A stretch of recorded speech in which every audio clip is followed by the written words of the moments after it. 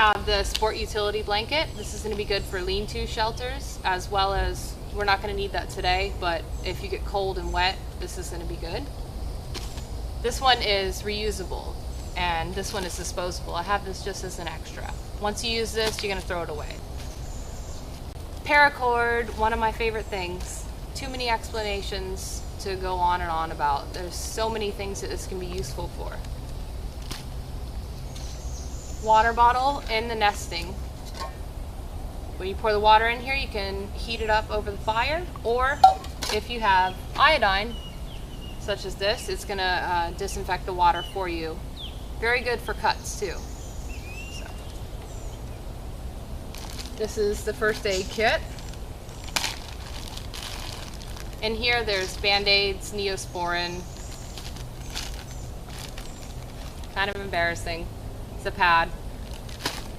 If you get a wound, this is really good. It already has all the components of something, you know, bandage, gauze, all that stuff. And also, if you get a blister, wrap it around, no more problems. This is awesome for that. Typical stuff like toothbrush, mouthwash, shampoo, conditioner. I don't think I'm gonna be washing my hair tonight though. You never know. This is all my food. Pretty make-ready stuff, and it's cheap, stays. Trail mix, raisins, crackers, granola bars. I have 2 bags because I get hungry. These ramen noodles are good if you can find some game around. Snake, squirrel, possum. I don't know that I would eat possum on my first pick, but if I needed to, I would. Maybe I can find a squirrel later, or a bunny. That would be awesome. Now the compass, I have a few of these because the needle can be thrown off. Let's say you drop it in the dirt, or it's just getting racked around a little bit. If you have 2 or 3, then you can kind of get your bearings a few degrees off and get a true to point where you're at. In this bag, let's see, mosquito repellent. Actually, my friend brought me this from Alaska. It's natural. Works really well because there's a ton of mosquitoes out here. You can see them buzzing around me, but they're not biting me. Another compass and a whistle.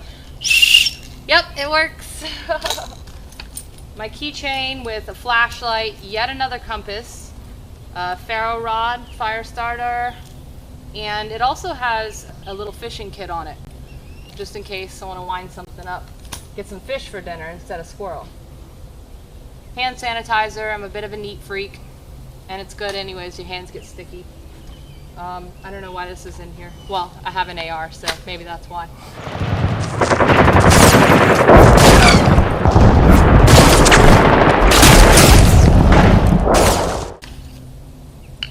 Cooking, or if somebody gets out of line, you whack them over the head with it.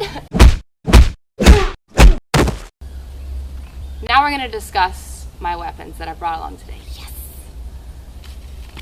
All my knives are K-bars. Not all of them, but the ones I've brought today. I feel like for the price you pay, it's the best quality of knife that you can get. They use 1095 carbon steel. This is the Mark I. It's kind of a medium-sized knife. And onto the BK2, the big boy. I'll do reviews on all this stuff later, but I just want to show you guys what I have today. This is the BK11, also a K-bar. It's a little one that I carry on me. My carry today is the Glock 26, the baby Glock. I'm going to go ahead and clear the weapon. I love this gun. This is my summertime carry. I have a few other carries, but being a girl, you know, we're wearing small clothes. I'm out here in Florida, it's hot, so we need to have something small in order to conceal, hence the name concealed carry. It's a great weapon. I'm going to do a review on it for you guys. And I keep it loaded, of course, just in case. My holster is a Galco. Now I've made a slight modification to this. Right here, it used to come up to there. It was way too cumbersome in pulling it out. I want to be able to have a nice quick release. So what I did is cut it and sanded it down. So no sharp edges or anything. And I have also the 33 round magazine.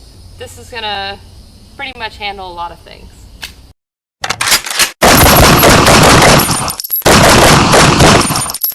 My dad was a chopper pilot. They were allowed to carry other weapons as well.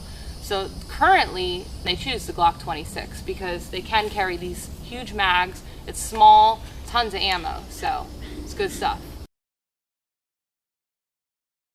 If you're stuck out here and not prepared like I am, then there's a few tips that I want to share with you guys. I'm not an expert in the least, but all my friends are military, and I want to tell you guys some of the stuff that they've told me. I've made a spring-loaded snare with a tree and some cordage. Now, primitive hunting is illegal, but if you're in a survival situation, anything goes. Now, I've used 2 fork-shaped pieces of wood, and I pounded them into the dirt, and I have the other 2 parallel pieces of wood. So what's going to happen is the animal's going to come up. Both. Haha, it even caught the piece of stick. It's going to catch in there. It's very humane because the animal is going to die immediately. He's going to be hung. So that's how that works. I'm pretty impressed that worked, actually. Let's go take a look at the path snare that I built. Now, I put this on top of a log for the specific reason that animals are going to choose the path of least resistance. And that happens to be this fallen branch that we have here. They're going to be coming from this area and traveling towards the water over here. So, I'm going to show you how it works. Where's my stick? Oh. Now, I built it a little large, for example purposes only. You typically want to have it smaller than this. But, you know, so I can show you guys how it works. They're going to come through here, bling, and get caught right in there. And then hopefully have some good dinner. I don't know if you can see him. Maybe an 8 foot. Not huge, but still a big boy. And he's coming this way!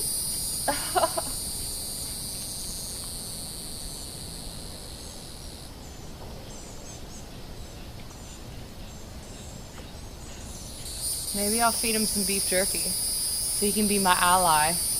He can be an extra source of backup for me in case anybody comes out. Any zombies come out.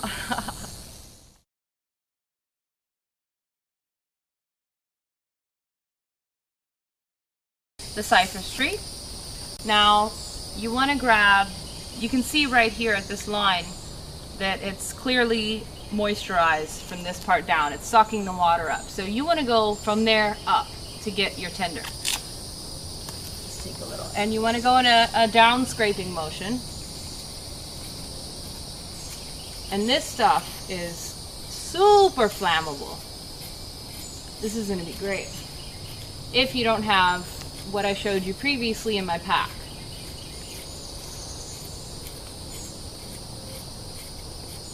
And this is going to start a fire, no problem. So, and it doesn't hurt the tree, so don't worry about that. That amount right there is going to spark up anything with a flame.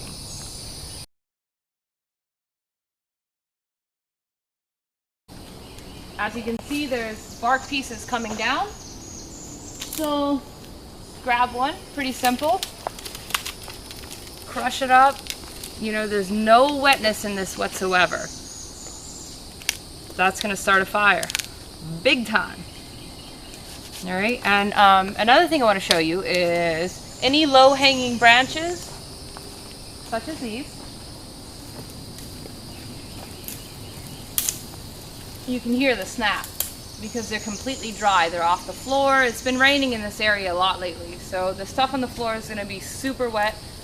Not good. You can hear the snap. And I'll show you one on the floor. You can tell the difference. Just straight in color. There's a huge difference. You don't want to use this. This is your guy. Alright, well, wish me luck, because I'm going to be out here all night. Hopefully everything goes good, and nobody comes at me, but if they do, I'm ready. All right, I'll see you guys later. Thanks for watching.